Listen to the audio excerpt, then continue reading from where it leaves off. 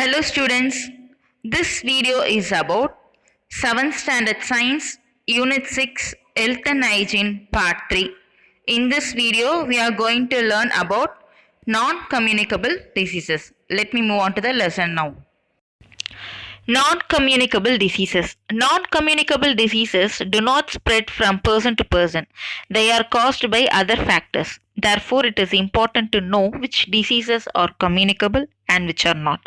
They are never caused by germs, bacteria, or other living organisms that infect the body. Antibiotics or medicines that fight against germs do not help to cure non-communicable diseases. Some of the non-communicable diseases are explained below. So non communicable டிசீஸ்னால் தொற்றா நோய்கள் அதாவது ஒருவர்லேருந்து இன்னொருத்தருக்கு பரவாது. அதே மாதிரி பார்த்திங்கன்னா அந்த பாக்டீரியா ஜெர்ம்ஸ் இதுங்க மூலமாகவும் இந்த ஆர்கனிசம்ஸ் மூலமாகவும் நம்மளுக்கு இன்ஃபெக்ஷன் வராது. அட் த சேம் டைம் ஆன்டிபயோட்டிக்ஸோ இல்லை அதர் மெடிக்கேஷன்ஸ் நம்ம எடுக்கிறதுனாலையோ இந்த நான் கம்யூனிகபிள் டிசீஸ் க்யூர் ஆகாது. ஸோ ஒரு சில நான் கம்யூனிகபிள் டிசீசஸ் என்னென்னு கொடுத்துருக்காங்க. We'll see it out. First one is wearing out of body parts. Rheumatism, heart attack, epileptic seizures, stroke, migraine headache, cataract and cancer. உடல் பாகங்கள் பழுதடைகிறதுனால ஏற்படக்கூடிய நோய்கள் பார்த்திங்கன்னா வாத நோய் ருமேட்டிசம், அதே மாதிரி மாரடைப்பு, எபிலெப்டிக் சீஷர்ஸ்னால் பக்கவாதம், அப்புறம் மைக்ரைன் ஒற்றை தலைவலி, அப்புறம் இந்த கேட்ராக்ட் கண்புரை புற்றுநோய் இதெல்லாம் பார்த்திங்கன்னா பாடி பார்ட்ஸ் அதனால உங்களுக்கு ஏற்படக்கூடிய நோய்கள். அதே மாதிரி external harmful agents entering the body, allergies, asthma, poisons, snake bite, cough from smoking, stomach ulcer, alcoholism. அதாவது இந்த தீங்கு விளைவிக்கக்கூடிய வெளிப்புற காரணிகள் மூலமாக ஏற்படக்கூடிய நோய்கள். இது பார்த்திங்கன்னா அலர்ஜினா இந்த ஒவ்வாமை, ஆஸ்மா சொல்லுவாங்க. அதே மாதிரி பாய்சன் நஞ்சு, அப்புறம் பாம்பு கடிக்கிறது, அப்புறம் அந்த புகையால் ஏற்படக்கூடிய அந்த இருமல், வயிற்றுப்புண், அப்புறம் மது அருந்துதல் இதெல்லாம் எக்ஸ்டர்னல் ஏஜென்ட்ஸ் மூலமாக நம்மளுக்கு ஏற்படக்கூடிய நோய்கள். அப்புறம் lack of trace elements in the body, anaemia, pellagra, night blindness and xerophthalmia, goiter and hypothyroidism. அதாவது உடல் நுண்ணூட்ட தனிமை குறைபாட்டால், ஊட்டச்சத்து குறைபாட்டால் அந்த வரக்கூடிய நோய்கள் பார்த்திங்கன்னா இரத்த சோகை, பெல்லக்ரா, அப்புறம் மாலை கண் நோய், அப்புறம் ஜீரோப்தால்மியா அது ஒரு கண் நோய் தான். அப்புறம் goiter அந்த கழுத்து கழலைன்னு சொல்லுவோம். அப்போ ஹைப்போதைராய்டிசம் அதுவும் நம்மளுக்கு அந்த பேசிக் நியூட்ரிஷன்ஸ் இல்லாத காரணத்தால் ஏற்படக்கூடிய நோய்கள். Malnutrition. Nutritious food is needed for a person to grow well, work hard and stay healthy. Many common sickness are caused by malnutrition. அதாவது ஊட்டச்சத்து இன்மை காரணமாக ஏற்படக்கூடிய பிரச்சனைகள். ஒரு நபர் நன்கு வளரவும், கடினமாக உழைக்கவும், ஆரோக்கியமாக இருக்கவும் நல்ல சத்துள்ள உணவு தேவை. இந்த மாதிரி ஊட்டச்சத்து குறைவு இருந்துச்சுன்னா அதனாலையும் பல நோய்கள் வரலாம்.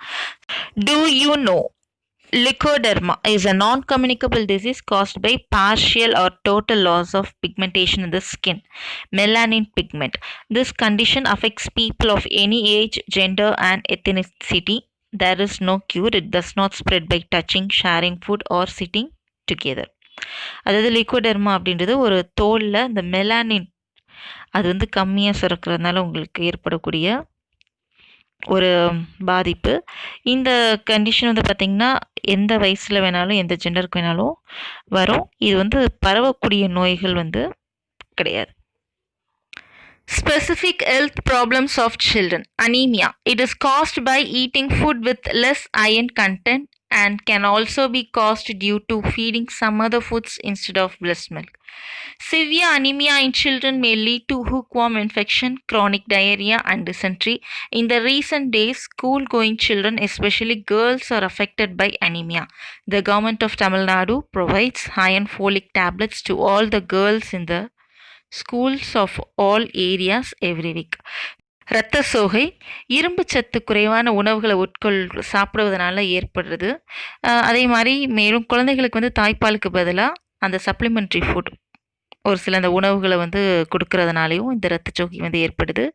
அதே மாதிரி பெண் குழந்தைகள் பள்ளிக்கு செல்லும் பெண் குழந்தைகளுக்கு குறிப்பாக இந்த மாதிரி இரத்தச்சோகை வந்து ஏற்படுது. அதனால் அந்த நம்ம தமிழக அரசு வந்து பார்த்திங்கன்னா அனைத்து பகுதிகளில் உள்ள பள்ளிகளில் படிக்கும் அந்த பெண் குழந்தைகளுக்கு இந்த மாதிரி இரும்பு சத்து மாத்திரைகள் வந்து கொடுக்குறாங்க.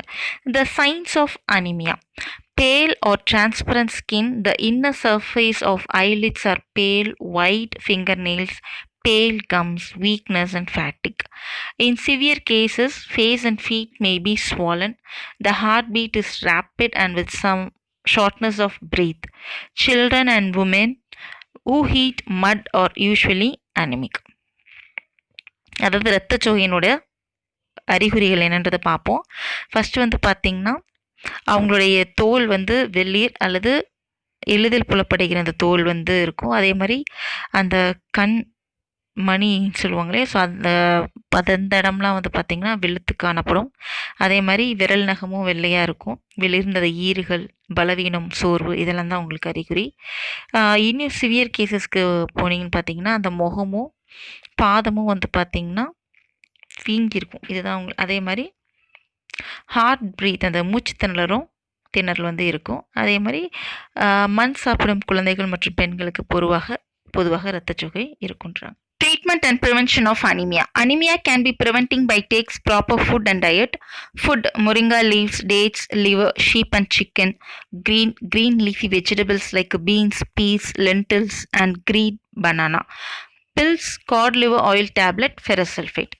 ஸோ இரத்த சோகை சிகிச்சை மற்றும் தடுப்பு முறை பார்த்திங்கன்னா அந்த இரும்பு சத்து கொண்ட உணவுகளை தொடர்ச்சியாக உட்கொள்வது.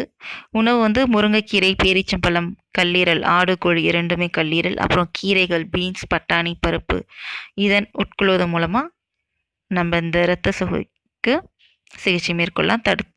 தடுப்பு முறையும் தான். மாத்திரைகள் வந்து பார்த்திங்கன்னா மீனெண்ணெய் மாத்திரை, இரும்பு sulphate. Do you know? As a general rule, iron supplements should be given orally, not to be injected because it is dangerous. இந்த இரும்பு சத்து மாத்திரை வந்து வாய் வழியாக உட்கொள்ளலாம். ஊசிகள் எடுப்பது வந்து ரொம்ப ஆபத்தான விளைவுகளை வந்து ஏற்படுத்தும். Safety and first aid. First aid is the immediate treatment given to the victim of trauma or sudden illness before medical help is made available. First aid is important for following reasons. முதலுதவி, first எய்ட்னா முதலுதவி. So முதலுதவி அப்படின்றது அந்த மருத்துவ உதவிக்கு முன் நம்ம கொடுக்கப்படுகிற அந்த உதவி தான் நம்ம முதலுதவி அப்படின்னு சொல்லுவோம். It saves the life, it prevents further bleeding and determine the condition of the patient, it relieves the pain, it provides a medical care available at the earliest. So முதல் உதவியின் தேவை அப்படின்னு பார்த்தீங்கன்னா அந்த ஃபஸ்ட்டு சேவ்ஸ் த லைஃப், உயிரை வந்து பாதுகாக்கிறது. அதேமாரி நோயாளியின் இரத்த கசிவை வந்து தடுக்க மற்றும் நிலையை வந்து உறுதிப்படுத்த, வலி நிவாரணம் அளிக்க ஆரம்ப நிலைக்கான ஒரு அவசர மருத்துவ சேவை தான் இந்த first eight. Burns. The tissue damage caused by heat, chemical, electricity, sunlight or nuclear radiation is known as burns. Mostly burns are caused by scalds, building fires, flammable liquid and gases. There are 3 types of burns according to the degree of burning. தீக்காயம். இந்த தீக்காயம் வந்து பார்த்திங்கன்னா வெப்பத்தினால, அதே மாதிரி வேதிப்பொருட்கள், மின்சாரம், சூரிய ஒளி, இந்த அணுக்கதிர்வீச்சு இது மூலமாக ஏற்படக்கூடியது அந்த தீக்காயங்கள் சொல்லுவோம். ஸோ இந்த மோஸ்ட்லி இந்த தீக்காயங்கள் வந்து பார்த்திங்கன்னா வெந்து போகும். கட்டிட தீ மற்றும் தீப்பற்றக்கூடிய திரவங்கள் இந்த வாயுக்களால் தான் இந்த தீப்புண் வந்து ஏற்படுது. இந்த தீ பாதிப்பின் வீரியத்திற்கு ஏற்ப தீக்காயங்கள் வந்து 3 வகையாக பிரிச்சிருக்காங்க. First degree burns affect only the outer layer called epidermis of the skin. Second degree burns damage the epidermis and the layer beneath it called the dermis. The third degree burns involve damage or complete destruction of the skin to its full depth and damage to underlying tissues also. People who experience such burns often require skin grafting.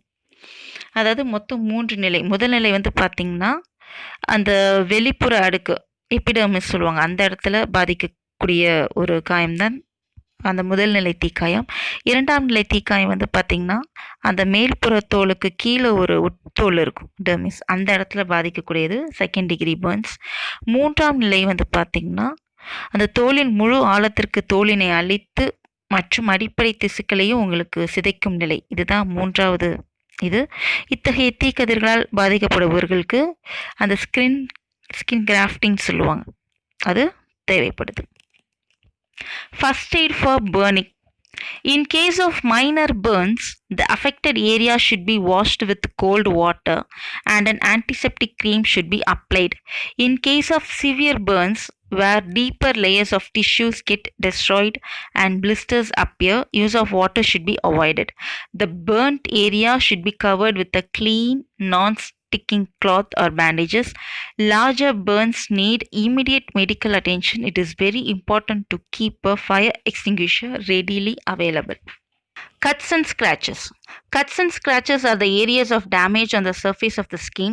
A cut is a line of damage that can go through the skin and into the muscle tissues below, whereas a scratch is surface damage that does not penetrate the lower tissues. Cuts and scratches may bleed or turn red, become infected and leave scars. வெட்டுக்காயம் மற்றும் கீறல்கள் சொல்லுவோம். So இந்த வெட்டுக்காயம் மற்றும் கீறல்கள் வந்து பார்த்திங்கன்னா அந்த தோலில் மேற்பரப்பில் வந்து பாதிப்பு ஏற்படுத்தியிருக்கும். வெட்டுக்காயத்தில் வந்து அந்த தோல் கிழிந்து அந்த தசை திசுக்கள் வர உங்களுக்கு பாதிப்பு ஏற்பட்டிருக்கும். பட் கீறல் வந்து பார்த்திங்கன்னா அந்த மேல் பரப்பில் மட்டும்தான் சேதப்படுத்தியிருக்கும். ஸோ வெட்டுக்களாக இருந்தாலும் இந்த கீறல்களாக இருந்தாலும் இரத்த கசிவு வந்து இருக்கும், தோலும் சிவந்து போயிருக்கும். நோய் தொற்று ஏற்படாமல் நம்ம தடுக்கணும்னா அந்த ஆன்டிசெப்டிக் க்ரீம் நம்ம எடுத்துக்கலாம். So first aid for cuts. For minor cuts, the affected area should be washed with cold running water and cleaned with an antiseptic liquid. Then an antiseptic cream should be applied on the wound and sterilized bandage should be tied to prevent infection. If the cut is deep, a clean cotton pad should be placed on the cut and pressed, and the injured person should be taken to a doctor immediately. So இந்த வெட்டுக்காயத்துக்கு முதலுதவி பார்த்திங்கன்னா for minor, அந்த சிறிய வெட்டுக்காயமாக இருந்துச்சுன்னா அந்த சுத்தமான தண்ணியில் நல்லா கழுவிட்டு நம்மளுக்கு அந்த ஆன்டிசெப்டிக் அந்த லிக்விடும் கொஞ்சம் அப்ளை பண்ணிவிட்டு க்ரீம் போட்டால் போதும். கொஞ்சம் டீப் கட் மாதிரி இருந்துச்சுன்னா நம்ம காட்டன் பேடை வச்சுட்டு அந்த பிளட்டை அந்த ப்ளீடிங்கை ஸ்டாப் பண்ணிவிட்டு நம்ம இம்மிடியேட்டாக டாக்டர்கிட்ட கூட்டிகிட்டு போயிடும். Basic cleanliness and protection. The most important thing is to help anybody, but you must also protect yourself from HIV and other blood-borne diseases. When you help someone who is bleeding, you should wear gloves or a clean plastic bag on your hands. Be careful not to prick yourself with needles or other sharp objects around the person you are helping. So இந்த தூய்மை மற்றும் பாதுகாப்புக்கான அடிப்படை நடவடிக்கை வந்து பார்த்திங்கன்னா மற்றவர்களை காப்பாற்ற உதவும் போது நம்ம கொஞ்சம் ப்ரொடெக்டிவாக இருக்கணும்.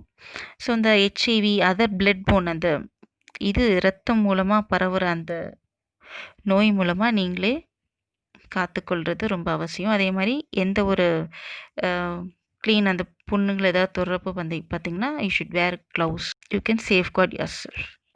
So far in this lesson we have studied about hygiene, how to take care of our body, communicable diseases and non-communicable diseases. Unit 6 is over. Thank you children.